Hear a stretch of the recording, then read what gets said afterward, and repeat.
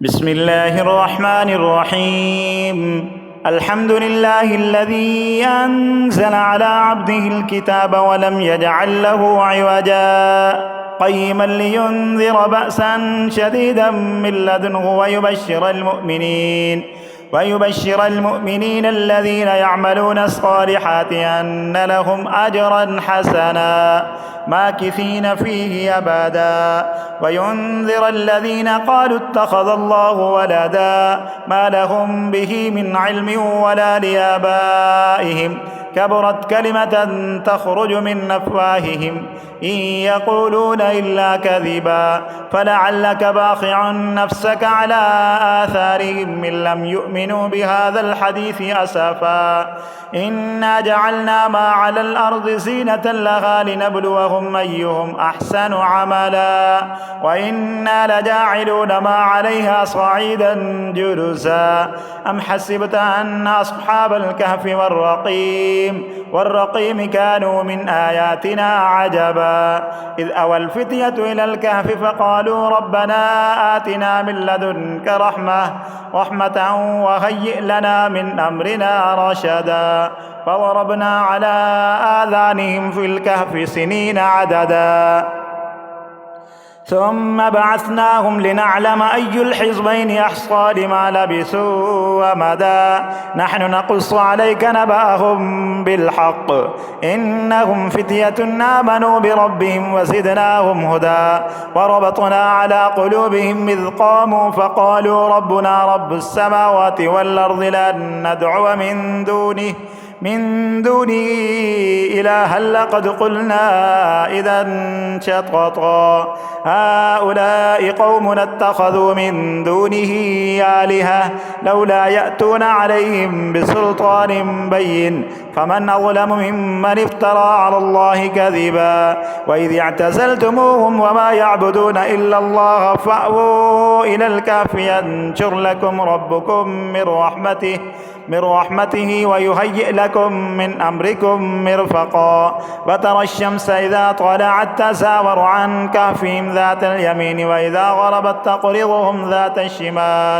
ذات الشمال وهم في فجوة منه ذلك من آيات الله من يهد الله فهو المهتد ومن يضلل فلن تجد له وليا مرشدا وتحسبهم أيقاظا وهم رقود ونقلبهم ذات اليمين وذات الشمال وكلبهم باسط ذراعيه بالوصيد لو اطلعت عليهم لوليت منهم فرارا ولملئت منهم رعبا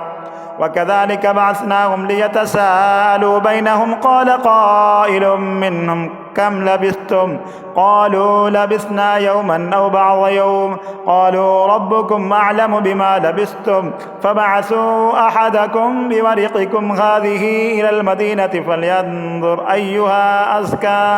أزكى طعاما فليأتكم برزق منه وليتلطف ولا يشعرن بكم أحدا إنهم إن يظهروا عليكم يرجموكم أو يعيدوكم في ملتهم ولن تفلحوا إذا أبدا وكذلك أعثرنا عليهم ليعلموا أن وعد الله حق وأن الساعة لا ريب فيها إذ يتنازعون بينهم أمرهم فقالوا ابنوا عليهم بنيانا ربهم أعلم بهم قال الذين غلبوا على أمرهم لنتخذن عليهم مسجدا فيقولون ثلاثة رابعهم كلبهم ويقولون خمسة سادسهم كلبهم رجما بالغيب ويقولون سبعة وثامنهم كلبهم قل ربي أعلم بعدتهم ما يعلمهم إلا قليل فلا تمار فيهم إلا مراء ظاهرا ولا تستفت فيهم منهم أحدا ولا تقولن لشيء إني فاعل ذلك غدا إلا أن يشاء الله واذكر ربك إذا نسيت وقل عسى أن يهديني ربي لأقرب من هذا رشدا ولبثوا في كهفهم 300 سنين وازدادوا 9 قل الله أعلم بما لبثوا له غيب السماوات والأرض أبصر به وأسمع ما لهم من دونه من ولي ولا يشرك في حكمه أحدا واتل ما أوحي إليك من كتاب ربك لا مبدل لكلماته ولن تجد من دونه ملتحدا واصبر نفسك مع الذين يدعون ربهم بالغداة والعشي يريدون وجهه ولا تعد عيناك عنهم تريد زينة الحياة الدنيا ولا تطع من أغفلنا قلبه عن ذكرنا واتبع هواه وكان أمره فرطا وقل الحق من ربكم فمن شاء فليؤمن ومن شاء فليكفر إنا أعتدنا للظالمين نارا أحاط بهم سرادقها وإن يستغيثوا يغاثوا بماء كالمهل يشوي الوجوه بئس الشراب وساءت مرتفقا إن الذين آمنوا وعملوا الصالحات إنا لا نضيع أجر من أحسن عملا أولئك لهم جنات عدن تجري من تحتهم الأنهار يحلون فيها من أساور من ذهب ويلبسون ثيابا خضرا من سندس واستبرق متكئين فيها على الأرائك نعم الثواب وحسنت مرتفقا وضرب لهم مثلا الرجلين جعلنا لأحدهما جنتين من أعناب وحففناهما بنخل وجعلنا بينهما زرعا كلتا الجنتين آتت أكلها ولم تظلم منه شيئا وفجرنا خلالهما نهرا وكان له ثمر فقال لصاحبه وهو يحاوره أنا أكثر منك مالا وأعز نفرا ودخل جنته وهو ظالم لنفسه قال ما أظن أن تبيد هذه أبدا وما أظن الساعة قائمة ولئن رددت إلى ربي لأجدن خيرا منها منقلبا قال له صاحبه وهو يحاوره أكفرت بالذي خلقك من تراب ثم من نطفة ثم سواك رجلا لكن هو الله ربي ولا أشرك بربي أحدا ولولا إذ دخلت جنتك قلت ما شاء الله لا قوة إلا بالله إن ترني أنا أقل منك مالا وولدا فعسى ربي أن يؤتيني خيرا من جنتك ويرسل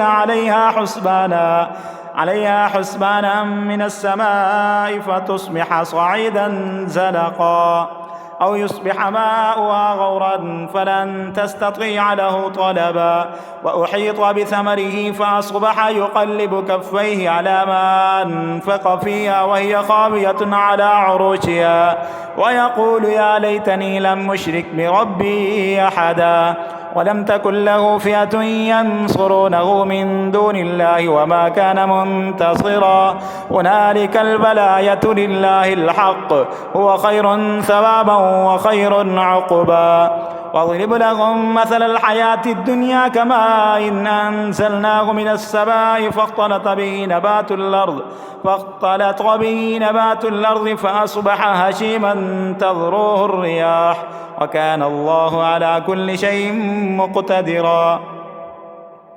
المال والبنون زينة الحياة الدنيا والباقيات الصالحات خير عند ربك ثوابا وخير أملا ويوم نسير الجبال فترى الأرض بارزة وحشرناهم فلم نغادر منهم أحدا وعرضوا على ربك صفا لقد جئتمونا كما خلقناكم أول مرة بل زعمتم أن لن نجعل لكم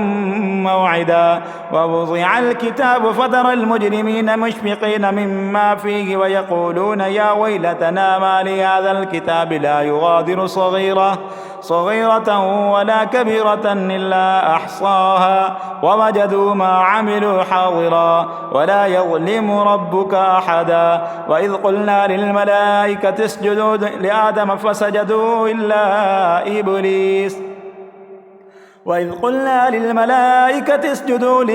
فسجدوا إلا إبليس كان من الجن ففسق عن أمر ربه أفتتخذونه وذريته أولياء من دوني وهم لكم عدو بئس للظالمين بدلا ما أشهدتهم خلق السماوات والأرض ولا خلق أنفسهم وما كنت متخذ المضلين عضدا ويوم يقول نادوا شركائي الذين زعمتم فدعوهم فلم يستجيبوا لهم وجعلنا بينهم موبقا ورأى المجرمون النار فظنوا أنهم واقعوها ولم يجدوا عنها مصرفا ولقد صرفنا في هذا القرآن للناس من كل مثل وكان الإنسان أكثر شيء جدلا وما منع الناس أن يؤمنوا إذ جاءهم الهدى ويستغفروا ربهم إلا أن تأتيهم سنة الأولين أو يأتيهم العذاب قبلا وما نرسل المرسلين إلا مبشرين ومنذرين ويجادل الذين كفروا بالباطل ليدحضوا به الحق واتخذوا آياتي وما أنذروا هزوا ومن أظلم ممن ذكر بآيات ربه فأعرض عنها ونسي ما قدمت يداه إنا جعلنا على قلوبهم أكنة أن يفقهوا وفي آذانهم وقرا وإن تدعوهم إلى الهدى فلن يهتدوا إذا أبدا وربك الغفور ذو الرحمة لو يؤاخذهم بما كسبوا لعجل لهم العذاب بل لهم موعد لن يجدوا من دونه موئلا وتلك القرى أهلكناهم لما ظلموا وجعلنا لمهلكهم موعدا وإذ قال موسى لفتاه لا أبرح حتى أبلغ مجمع البحرين أو أمضي حقبا فلما بلغا بينهما نسيا حوتهما واتخذ سبيله فاتخذ سبيله في البحر سربا فلما جاوزا قال لفتاه آتنا غداءنا لقد لقينا من سفرنا هذا نصبا قال أرأيت إذ أبينا إلى الصخرة فإني نسيت الحوت وما أنسانيه إلا الشيطان أن أذكر واتخذ سبيله في البحر عجبا قال ذلك ما كنا نبغي فارتد على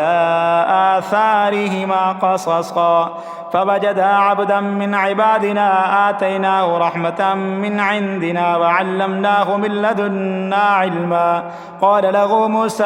هل أتبعك على أن تعلمني مما علمت رشدا قال إنك لن تستطيع معي صبرا وكيف تصبر على ما لم تحط به خبرا قال ستجدني إن شاء الله صابرا ولا أعصي لك أمرا قال فإن اتبعتني فلا تسألني عن شيء حتى أحدث لك منه ذكرا فانطلقا حتى إذا ركبا في السفينة خرقها قال أخرقتها لتغرق أهلها لقد جئت شيئا نمرا قال ألم أقل لك إنك لن تستطيع معي صبرا قال لا تؤاخذني بما نسيت ولا ترهقني من أمري عسرا فانطلقا حتى إذا لقيا غلاما فقتله قال أقتلت نفسا زكية بغير نفس لقد جئت شيئا نكرا قال ألم أقل لك إنك لن تستطيع معي صبرا قال إن سألتك عن شيء بعدها فلا تصاحبني قد بلغت من لدني عذرا فانطلقا حتى إذا أتيا أهل قرية استطعما أهلها فأبوا أن يزيفوهما فوجدا فيها جدارا يريد أن ينقض فأقامه قال لو شئت لاتخذت عليه أجرا قال هذا فراق بيني وبينك سأنبئك بتأويل ما لم تستطع عليه صبرا أما السفينة فكانت لمساكين يعملون في البحر فأردت أن أعيبها وكان وراءهم ملك يأخذ كل سفينة غصبا. وأما الغلام فكان أبواه مؤمنين فخشينا أن يرهقهما طغيانا وكفرا فأردنا أن يبدلهما ربهما خيرا منه زكاة وأقرب رحما. وأما الجدار فكان لغلامين يتيمين في المدينة وكان تحته كنز لهما وكان أبوهما صالحا فأراد ربك أن يبلغا أشدهما ويستخرجا كنزهما رحمة من ربك وما فعلته عن أمري ذلك تأويل ما لم تستطع عليه صبرا. ويسألونك عن ذي القرنين قل سأتلو عليكم منه ذكرا إنا مكنا له في الأرض وآتيناه من كل شيء سببا فأتبع سببا حتى إذا بلغ مغرب الشمس وجدها تغرب في عين حمئة ووجد عندها قوما قلنا يا ذا القرنين إما أن تعذب وإما أن تتخذ فيهم حسنا قال أما من ظلم فسوف نعذبه ثم يرد إلى ربه فيعذبه عذابا نكرا. وأما من آمن وعمل صالحا فله جزاء الحسنى وسنقول له من أمرنا يسرا ثم أتبع سببا حتى إذا بلغ مطلع الشمس وجدها تطلع على قوم لم نجعل لهم من دونها سترا كذلك وقد أحطنا بما لديه خبرا ثم أتبع سببا حتى إذا بلغ بين السدين وجد من دونهما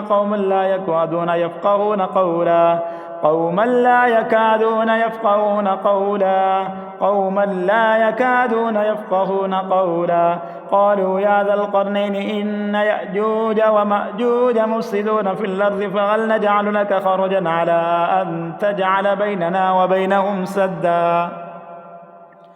قال ما مكنني فيه ربي خير فأعينوني بقوة أجعل بينكم وبينهم ردما آتوني زبر الحديد حتى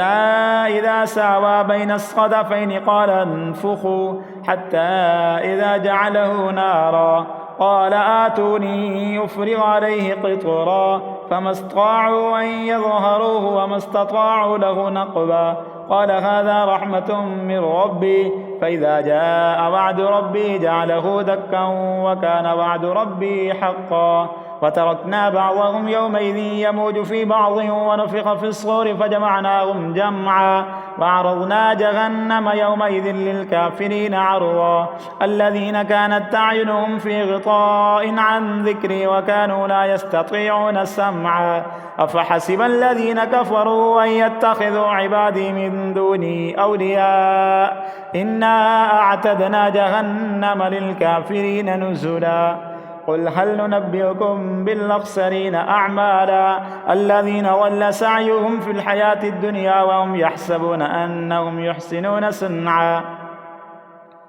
أولئك الذين كفروا بآيات ربهم ولقائه فحبطت أعمالهم فلا نقيم لهم يوم القيامة وزنا ذلك جزاؤهم جهنم بما كفروا واتخذوا آياتي ورسلي هزوا إن الذين آمنوا وعملوا الصالحات كانت لهم جنات الفردوس نزلا خالدين فيها لا يبغون عنها حولا قل لو كان البحر مدادا لكلمات ربي لنفد البحر قبل أن تنفذ كلمات ربي ولو جئنا بمثله مددا قل إنما أنا بشر مثلكم يوحى إلي أنما إلهكم إله واحد فمن كان يرجو لقاء ربه فليعمل عملا صالحا ولا يشرك بعبادة ربه أحدا.